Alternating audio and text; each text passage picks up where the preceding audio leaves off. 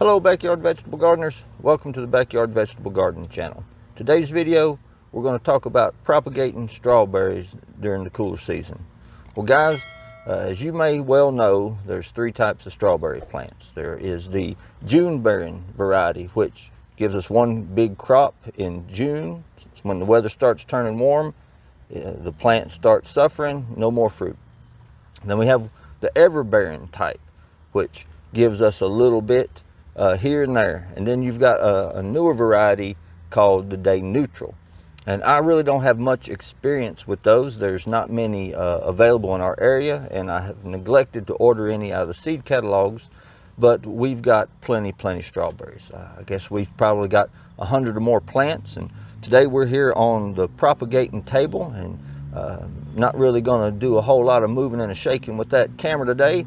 But we've got some mint, and we got some rosemary, we got some lavender, we got some asparagus, and all these wonderful strawberries. All the strawberry plants in this stackable planter originated from this one plant right here.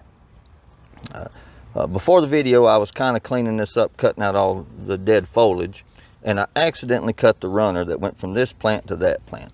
But as you can see, this plant here has a runner, and I've got it propagated in that little cup right there. But I did manage to save some. So the way it went was, this plant set out a runner, and it set out another runner. So I got 3 plants. Well, 4, 5, 6, 7. So there's 7 plants. And if you look, this runner has done set out another runner. I'm gonna get real close, and if you can look on that, you're going to see it's already started developing roots. And this little plant right here, it's done the same thing. And this will demonstrate what I was telling you. One runner, it's already got the roots on it. And then here's another runner. It's already got the roots developing on it. And this runner right here will keep doing that. Now, I could have cut all of these out, but for the purpose of the video, I left them on there. So today what we're going to do is I'm going to try to explain how you can easily propagate your own strawberries. If you buy strawberries one time, you should never have to do it again. Now, because I'm filming by myself today, I'm going to have to rely on the zoom in post-production. So I've done showed you the runners. I've done showed you the roots that develop on the runners. I'm going to show you how simple it is. First thing you're going to want to do is get you some cups, some nursery pots, and put you some good soil in them. Second thing that I highly recommend is some staples. Now, I've got landscape staples, but for these little cups, what I'm using is electric fence wire.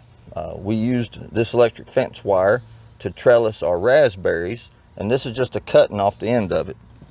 So what I'm going to do is, I'm just going to take me a piece of that wire, just so you can see, about 1.5 inches tall. Just bend it over, and what you're going to want to do is you're going to want to take one of these runners with those roots and just dab you a little hole if it's got some of those roots already developed. Don't plant it so deep that you're burying your crown, and just take that little staple and stick it right in there. Now, because I'm filming by myself, I'm going to have to take the camera and show you after the fact, but it's really easy to understand. If you look on in there, right there's that staple.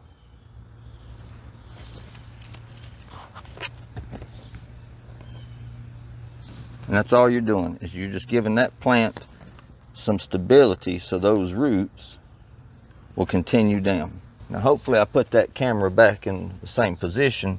Now, honestly, you can sever that runner from the mother plant right now.